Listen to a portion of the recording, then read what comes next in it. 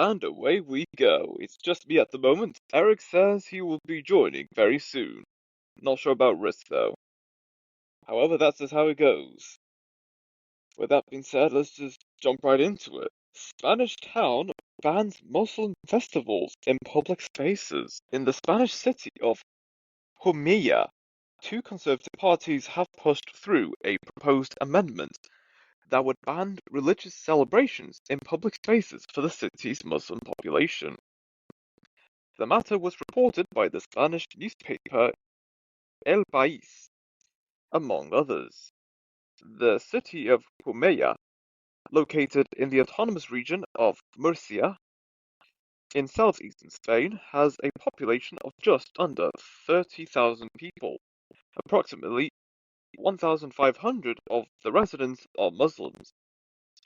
The city's Muslims have a tradition of organizing large prayer sessions at the city's sports facilities in connection with the religious holidays of Eid al-Fitr and Eid al-Adha. The Conservative Parties Double P and Vox consider these celebrations alien to local identity. The parties worked together to push through a proposed amendment in the municipal council that would prohibit the use of public spaces for religious gatherings. The language of the proposed amendment leaves much to interpretation, but its apparent purpose is to prohibit the holding of non-Christian events at the previously mentioned sports facilities. According to the proposed amendment, from now on, municipal facilities may only be used for events organized by the municipality, not for external cultural, social, or religious events. The approved amendment calls on the municipal council to promote actions that defend Spanish identity and protect traditional religious values and their manifestations. The Vox Party, in the autonomous region of Murcia, praised the party for making history in Murcia. The first bill passed in Spain that prohibits the celebration of Islamic holidays in public space. Spain's roots are and always will be in Christianity, the party writes on Twitter X. Now, I'm not going to argue with what they're proposing, and I do understand why someone would want to propose such legislation in the community. Just reading that article, I've seen a lot of self-contradictions. Not that it should deter people, it's just something I observed. Like, how are you going to say that people shouldn't be allowed to host events relating to culture or religion, yet say you want to protect the national identity and protect traditional religious values? That's just what I observed. So, which is it? Are you going to prevent people from hosting events relating to religion or culture, or is the municipality themselves going to host events relating to its identity? Now that I can get behind. The protecting the national identity. It's the part about the religion. It's just kind of wish-washy. Maybe that's just the source and how it wrote. I can't blame not that I'm blaming too much on the source, but I don't know. I'm thinking of this too deeply. If the majority of people in the Murcia community, in the Murcia region, want this legislation, well, there's nothing else anyone could do about it. Because this is the people living in Murcia, and if this is the legislation they want to be passed within their municipality, then fair enough. It is their community. They can make their own rules on how people in that region should follow. And if people in that particular area of Spain don't like such legislation, they can just move to another region where they can live their lives as they normally live their lives without having to worry about restrictions or limitations on expressing their culture or religion. But yeah, that's the If that's what the local people want, well, I can't argue with that. But of course, I know there are people of a particular people group in question may not be happy with that, especially since they're no longer allowed to host their religious festivals within public spaces. And if they want to move to another place where they can safely do that without any limitations or restrictions, who's to stop them? I think things happen for a reason, and whether or not people like them, they're going to happen anyway. And there's always going to be something, and everything is going to be up, and anything is going to be up for discussion, like we're seeing here, and that's that. Eating French fries 3 times a week linked to higher risk of type 2 diabetes. After examining data on over 205,000 adults, researchers found that eating French fries 3 times a week was linked to a 20% higher risk of developing type 2 diabetes.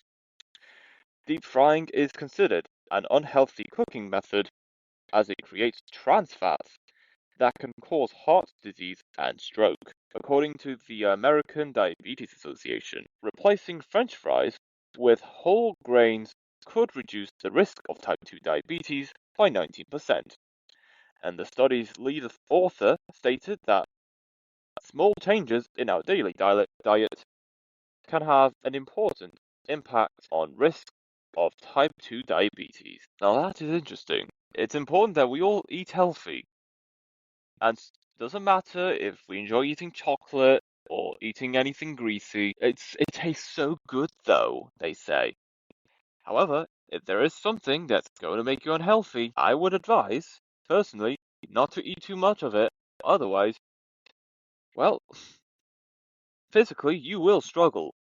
And maybe mentally, because there's actually been a couple of research where having a very unhealthy diet also impacts your intelligence to some extent. Not completely, but I think there's a couple of videos on YouTube, Instagram, TikTok. They do experiments with rats. One that's on a regular diet, and another rat or mouse on an American style diet. And turns out the rodent on the American style diet isn't as sharp as you think it would be. Whilst the rodent on the regular diet was given a task to reach to the middle of what I don't know how to describe the environment it was tested on, but the aim is get to the middle or swim to the middle. That is it. It's straightforward. The rodent, mice, mouse, rats on the regular diet got to the middle in just a fractions of a few seconds, whilst the mouse on the American style diet took roughly a minute, maybe 2 minutes, a little longer than it should be. So yeah, that is frightening. And I'm not gonna stop people from eating their favorite food, regardless of what's in it. Although people will find out the hard way if they keep continuing the diet that they're on right now, at least if it's mainly unhealthy. UK pensioner student arrested for backing Palestine action. On July 5th, 2025, Jeremy Shepham, 71, of West Sussex, Judith Murray, 71, of Surrey, and Fiona McLean, 55, of Hackney, were charged in Westminster for supporting Palestine action under Section 13 of the Terrorism Act 2000. Following the move to proscribe Palestine action in June after supporters allegedly damaged 2 Voyager aircraft at RAF Braze Norton, 3 individuals were charged under the Terrorism Act. Authorities report over 220 arrests across the UK since last month, as Defend Our Juries expects more than 500 people at Saturday's protest in Parliament Square. They are due to appear at Westminster's Magistrates Court on Tuesday, 16th of September, and face up to 14 years in prison if convicted. Against this backdrop, protests continue nationwide as a High Court hearing looms in November. with defendout juries planning a legal challenge to Palestine Action's prescription. So I guess we're still talking about this. Palestine Action. People say it's a terrorist organization. Yeah, all I have seen, from my perspective, is that all they're saying is free Palestine, free Palestine. They're speaking out about the amounts of lives in the Gaza Strip whose lives were lost through various factors, which a lot of people from the top of their heads can certainly name. And no, I'm not talking about the IDF. There's many, many more factors regarding the lives of Palestinians. We're far beyond the point of everyone just having enough of hearing about what's going on in the Middle East. I think, regardless of what side people take, they want the violence to stop. It'd be going on far enough, long enough, and the amount of lives that were lost is so vast that if you were to attend a funeral for each person, that's going to last roughly between 1 or 2 centuries. I know there's a post regarding attending funerals for Palestinian children whose lives were lost. Like, if you attend a funeral for each child each day, you have to attend a funeral every day for 52 years. Now imagine all of the Palestinians in Gaza Strip. If you attend to a funeral, actually, no, attend 2 funerals each day for every life of a Palestinian that was lost. You would attend a funeral every day for over a century. I'm not sure the exact figure because I don't think there's any research that has been put out online regarding that, but I have a gut feeling that you would have to attend no, 2 funerals every day for over a century for every life of a Palestinian who were lost, who are no longer with us physically on this planet due to the events that has been going on since October 7th, 2024. No, October 7th, 2023. Okay. Yeah, it's just sad. It's very sad. And there are some people that just they'll do anything to prevent people from speaking out about it. But it's not enough that won't be enough. People will still hear about this until something is resolved. When it will be resolved, literally anyone's guess. It could take a few years, it could take a couple decades, but unfortunately, this will continue until eventually those involved are just sick and tired of it. Us, the people, are sick and tired of hearing about this, and we're also sick and tired about the lives being lost. But I don't think people in charge of whichever side they're on in this controversial conflict are sick and tired of it.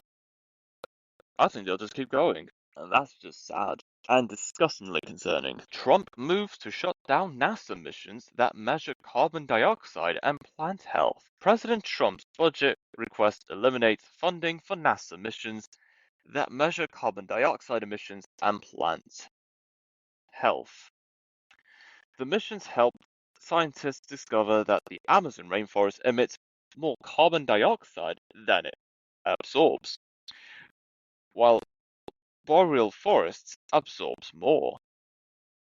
Scientists warn that terminating these missions is extremely short-sighted, as the observations are critical for managing climate change impacts. There is something I will say, and I know a lot of people will have opinions on this. Talking about climate change does not involve the plants and the environments in which we are surrounded by. When I hear climate change, it regards the atmosphere and the gases that mainly float about. I know people will argue that there's more to climate change than all of those things. We have to consider the plants, the trees, and even the oceans. But I see that's more about the environments that we live in. And we have to do our best to ensure that the quality of the environment is at the highest standard.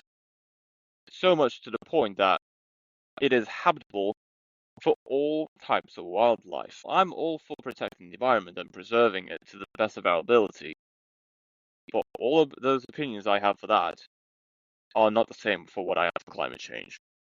Climate change in general is beyond our control, even if some people would argue that there is machinery and contraptions or some kind of devices that can manipulate the weather.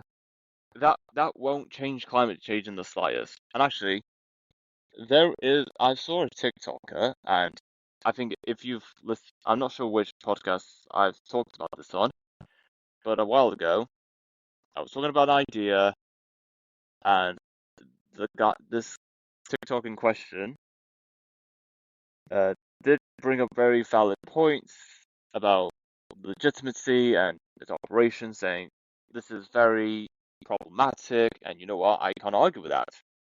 And I don't take offense to it because not just because it's not fully my idea to begin with, but of course, think things about giving full control to the people. There are things that sound so good to be true, not just because it is, but there's always a price to pay regarding that.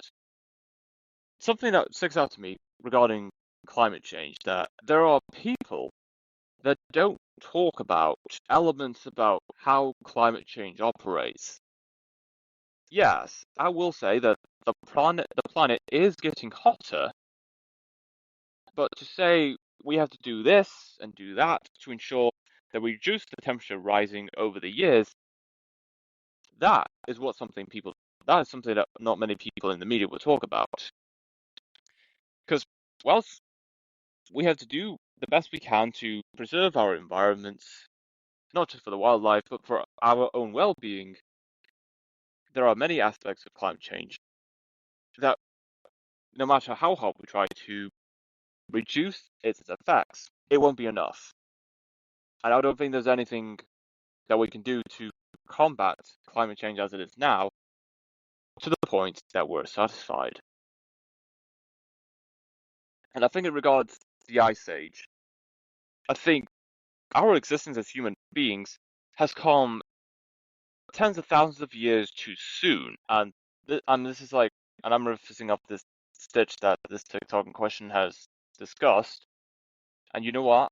He made very good points on there. I can't argue with that. And because our existence has came too soon, but also the ice age, the ice age melting also too soon means we're starting to see gradual but also very noticeable changes in the temperatures gradually rising year by year. And that's when people say, no, the planet's warming up.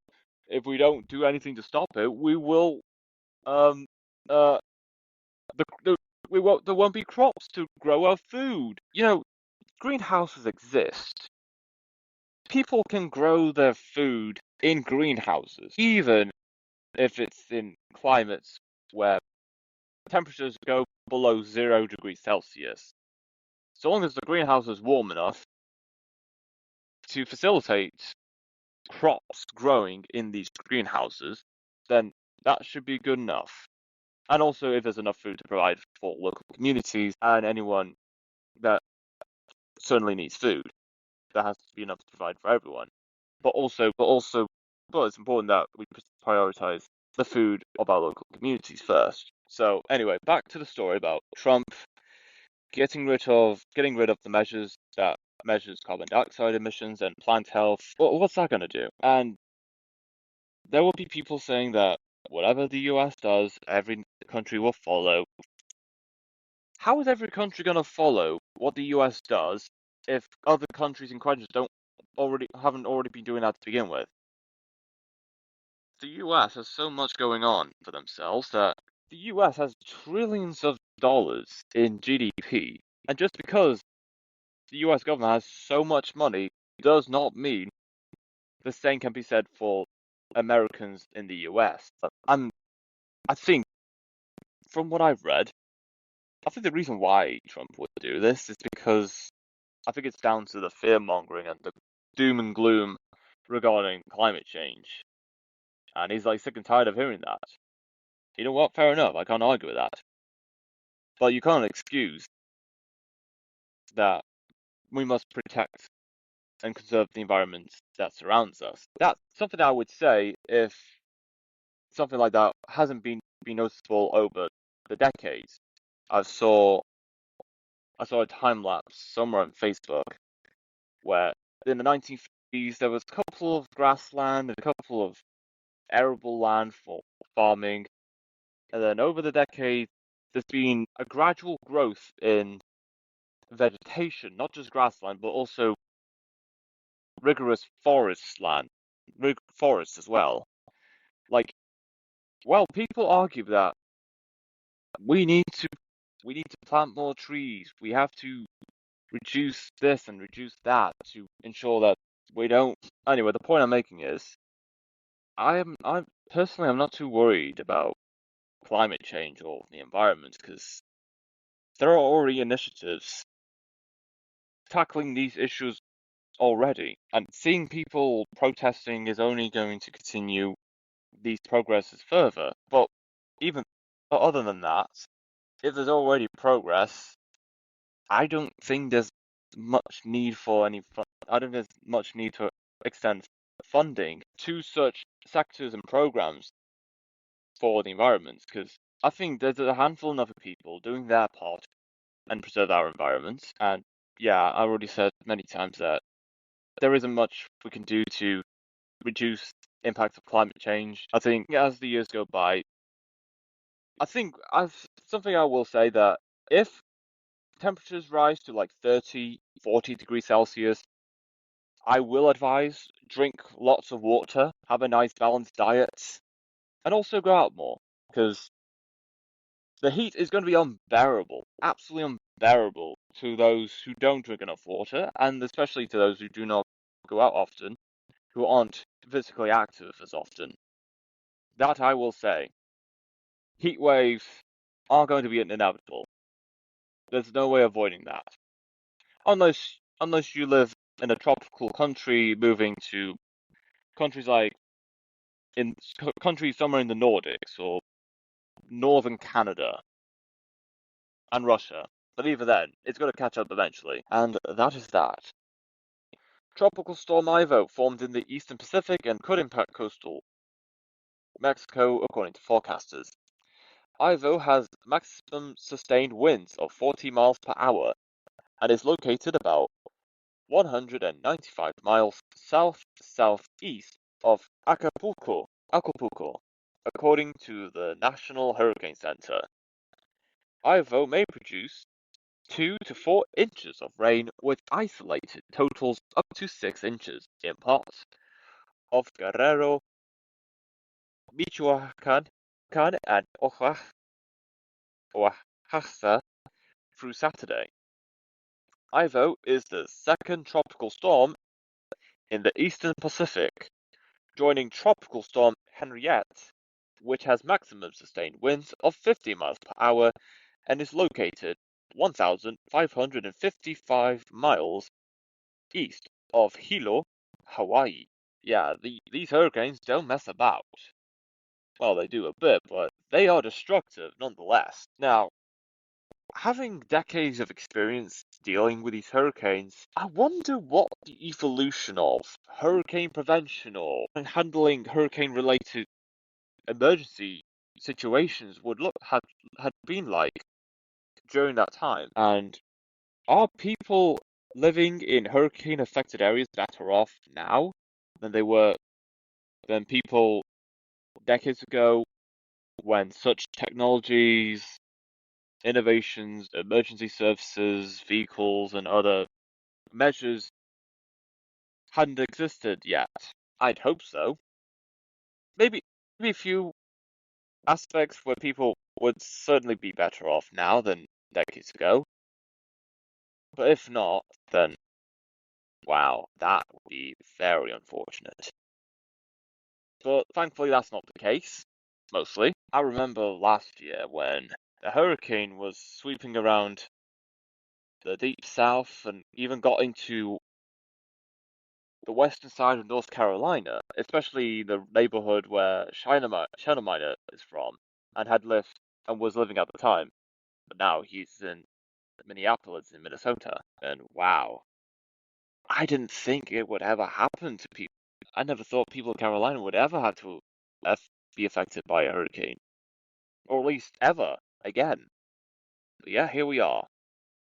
There we were, and I think to this day there are still efforts to restore parts of North Carolina since that hurricane had hit them roughly a year ago.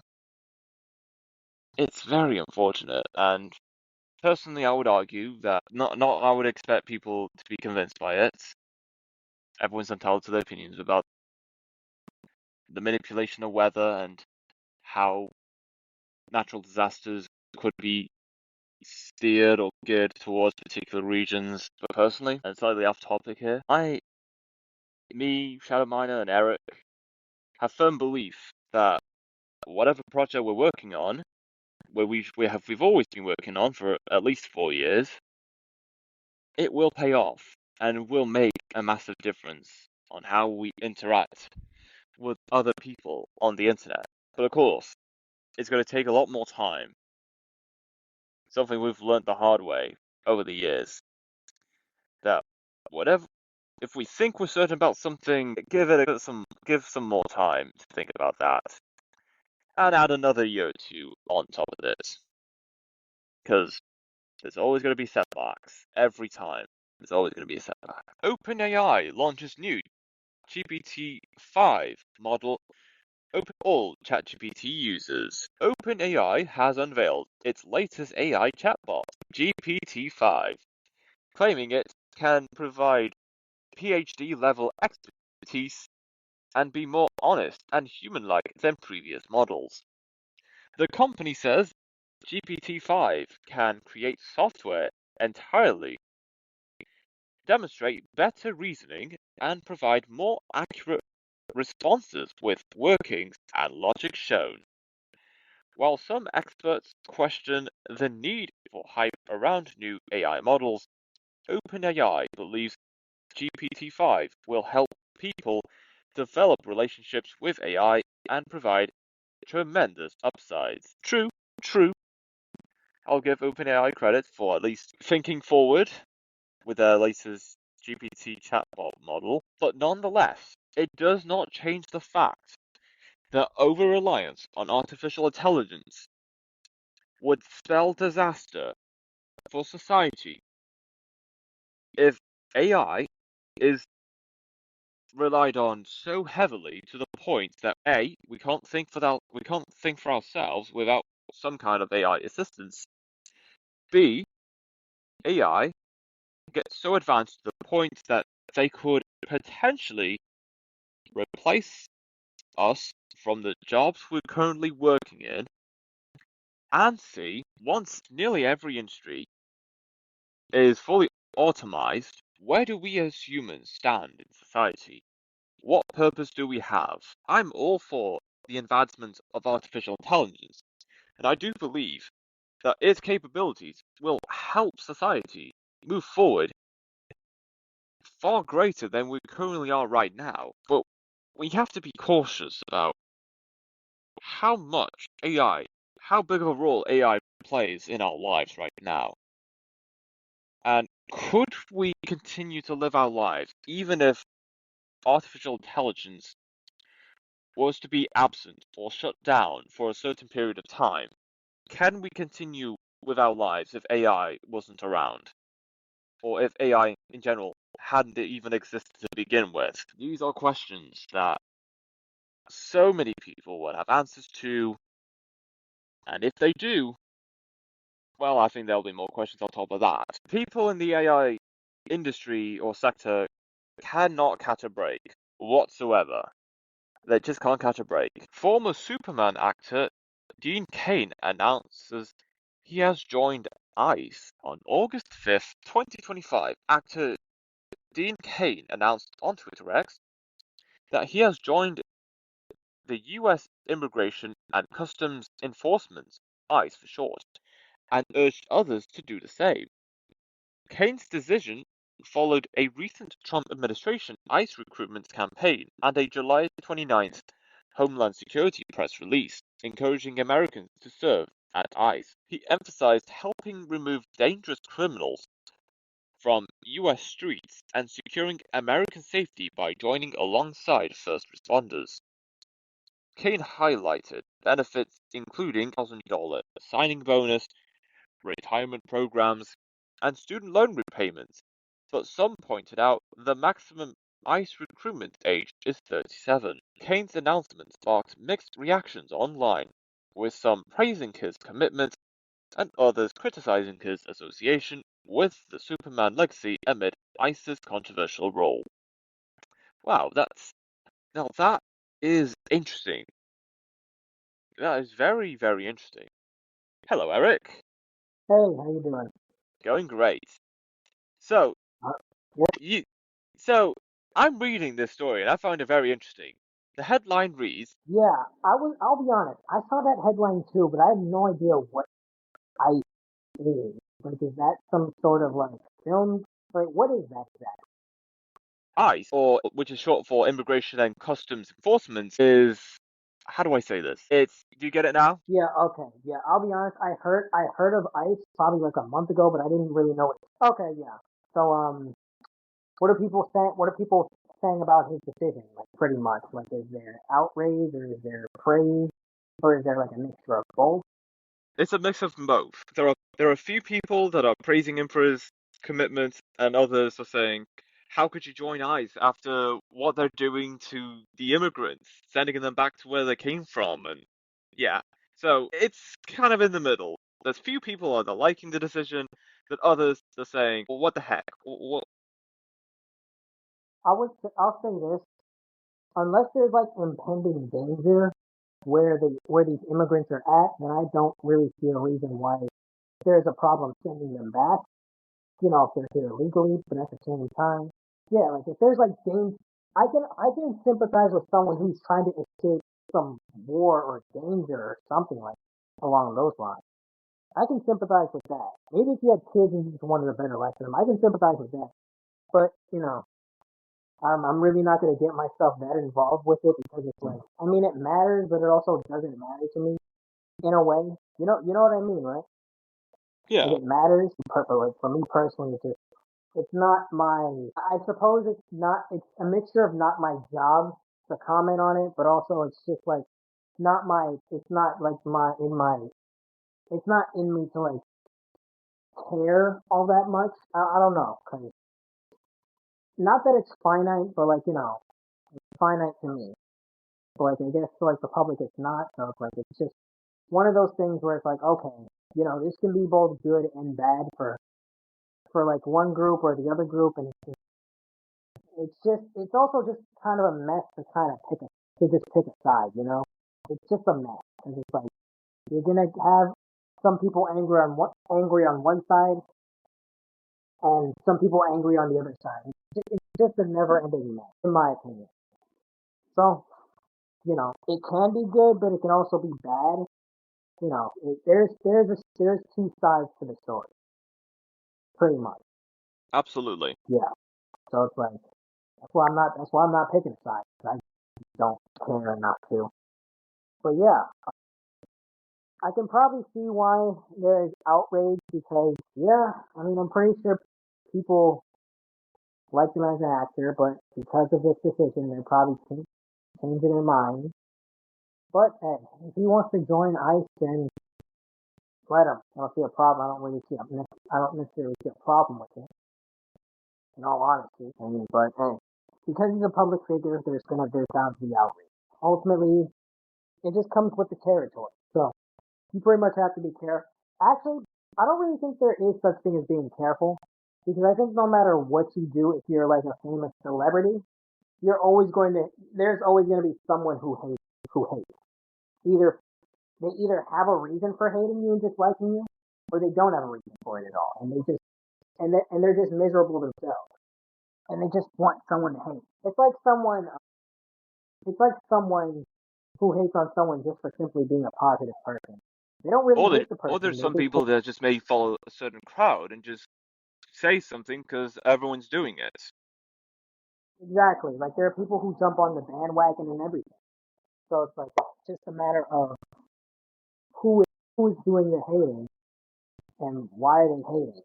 It really it's just a matter of the crowd that you hang around with and who's doing the initial hating. You know, so so it can go pretty much either or, and you can't really win. You just can't win. No, you can't. Yeah, I mean you can win the majority, but not everyone. You can't please everyone. That's true. You really can't. But yeah. Is there anything else in the news? Have you heard what's going on with OpenAI? No, I have not. What's going on with OpenAI? Have they They have. revolutionized the AI? I was gonna say that they have launched GPT. What does that even mean? DP? It's the model that they use for the chatbot. So you ask ChatGPT questions like, "Do this, do that," and then ChatGPT just gives you a response in the most detail as possible. It's detailed or however you asked it to do based off the prompt you gave. So yeah. Okay. That doesn't sound that bad. Sound that. You may think that, but you'll be shocked to see how well it can do. Uh, Okay, so OpenAI has unveiled its latest AI chatbot, GPT-5, claiming it can provide PhD level expertise and can be more honest and human-like than previous models. hey, wow. More human-like. That's quite a statement there. Yeah, that's not scary at Quite a all. Yeah. That's not scary at all. They're definitely not trying to replace us with ChatGPT robots. Like that doesn't sound scary at all. Like that's a statement right there. More human-like. That's for most people they would find it as scary. Because how can it possibly be more honest than an actual human? Good question. Not even I know the answer to that. I'm not sure what people. I don't know what the news outlets or even OpenAI themselves were thinking about how it's saying that the newest model is more honest. Isn't AI chatbot supposed to be honest to begin with? Unless that's a good point. But still, I don't know how else you can justify saying that. I think yeah. Go on. I can I can definitely say that if it's honest as a human is honest, there are some benefits that can come from it, but at the same time, I mean, you know, if this eventually manifests into like a full on robot, then it's like, yeah, it's just the mission is going to be clear. It's just going to be clear on what they're going to do and what they're trying to do in general. So, I mean, it can both be useful but also scary at the same time. Absolutely. Just like one time, people were asking DeepSeek Taiwan is asking, just saying to DeepSeek, Taiwan is a country, and DeepSeek responded, Taiwan is a part of China. Maybe that's something they'll bring up because depending on which country certain chatbots are originated or based in, there's a limit on what chatbots can talk about. Yeah, that's true. Yeah, that's true. I 100% agree. Yeah, 100% agree. Like, it's like, there's really, I can't really necessarily disagree with that statement right there. Yeah, British ad watchdog bans Zara photos featuring unhealthily thin models. interesting. Let's hear more about that. The ASA banned two Zara adverts for featuring unhealthily thin models and called them socially irresponsible. Amid similar rulings this year, the ASA noted a May complaint challenging two Zara product listings with models perceived as unhealthily thin. The ASA found the pose, styling, lighting, and clothing choices created the impression of unhealthily thin models, including gaunt looks and thin legs. Responding swiftly, Zara removed the flagged adverts and amended its product listings after the complaint, stating both models had medical certificates confirming good health and images had only minor edits. Amid industry-wide bans, Marks and Spencer's and Next faced similar ASA rulings this year, with Next disputing the assessment and defending its model's healthy physique. Do you have any thoughts on this? This may sound like a hot take. I will say that hearing about not featuring models for being unhealthily thin because there's a concern regarding their health and we shouldn't promote such unhealthy habits or behaviors, it goes back to two things. A, the promotion of models that are plus size and how there have been people at the time arguing that such models of wide physiques are posing such unhealthy standards, but yet when those plus size models were being promoted on such adverts at the time, there wasn't any complaints from any organizations or regulators about models of such physiques posing anything that could be seen as unhealth, unhealthy or socially irresponsible.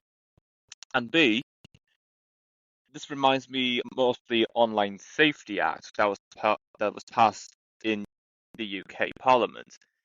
When people have said that with the Online Safety Act, they say this is to protect the children, so minors don't accidentally watch any content they shouldn't be seeing at a young age.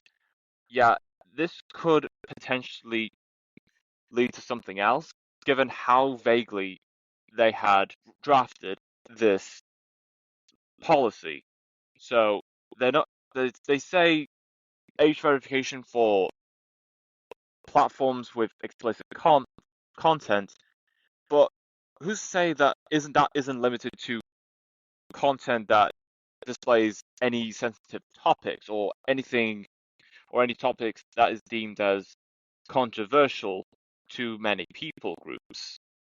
And giving the reaction to such topics would give authorities, whether it be the government, regulators, or other organizations, a reason to limit access and uh, and ask people to provide ID in order to look at such content. So that's just my take on it. Like, I can't argue about. Actually, I have clear thoughts about this, but just looking back, it's just so perplexing and very complicated. Like, it's it's a mix of double standards, hypocrisy, and in the case of too little, too late moments. So that's all I have to say. I'll just see. Wall Street drifts as stock markets worldwide takes Trump's new tariffs in stride. I know we don't talk about that all the time. I feel like we talk about tariffs all the time in terms of Trump. Yep. But anyways, let's hear more about it. On Thursday, the Dow Jones Industrial Average fell 147 points as investors feared new tariffs by US President Donald Trump took effect. Pressure mounted as tariffs were announced when Trump imposed a small tariff on medicines and hinted at higher duties later, including 100% tariffs on computer chips, exemptions for US investments. Among affected firms, shares of KFC, parts of Yum Brands, fell more than 5%. Caterpillar warned costs would rise by about $1.5 billion, and Toyota cut its forecast while Sony indicated limited impact. Investors now expect the Federal Reserve to lower interest rates as early as September, and hopes for rate cuts and stronger profit reports have overshadowed tariff concerns.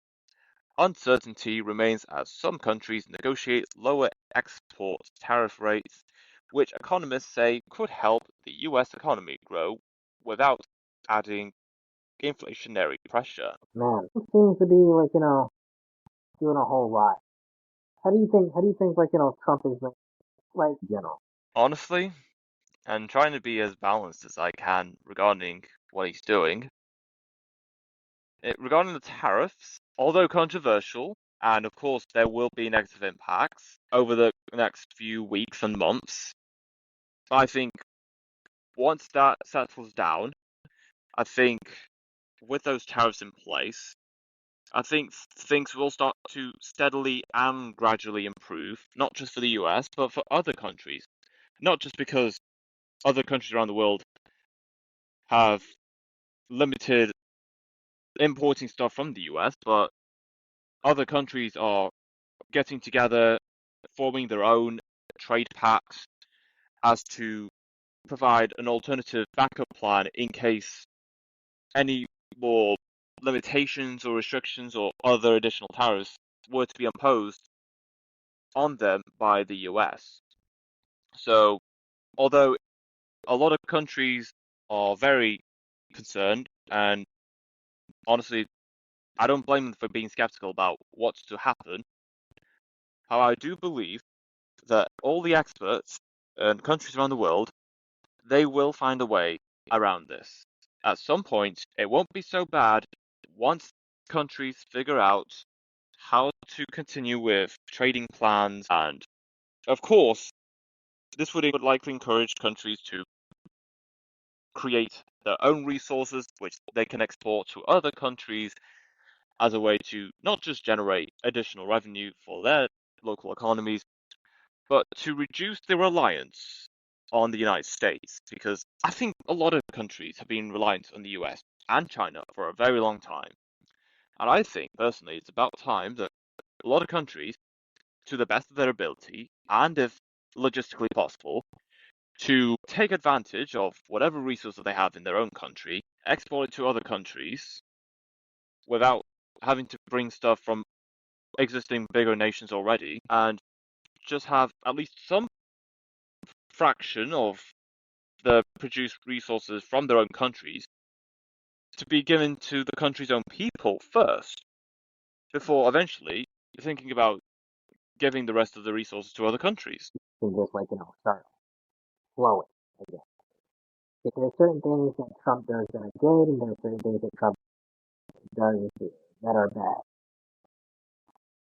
Because at the end of the day, he's only a man. He's gonna mess up. He's gonna do things that you disagree with. I would say if you can look past that, then I would say you would be saving yourself disappointment if he does not live up to the standard that you would want him to live up to. But ultimately speaking, it's about perspective, and it's about self-realization. There's certain things that he's going to do that are correct, and there's certain things that he's going to do that are incorrect. Trump, but I just hope he does the best job that he could possibly do. Because at the end of the day, he's our president for another couple of years. We have to deal with him for 4 years. So I would say we got to make the best of what some people would say is a good situation and what other people would say is a bad situation. We have to make the best of whatever situation that we're in. Whether he believes that he's a racist, whether he believes that he's the best thing that has ever happened to this country. Yeah, just to make the situation as good as we possibly can. But at the end of the day, our president, we should at least try to respect him and his decision. I mean, obviously be critical if there's something to criticize. Not hateful critical, more like constructive critical. But yeah, just try to make the best out of what some people would say is a good situation and other people say is a bad. But yeah, that's all I gotta say about that. Is there anything else in the news?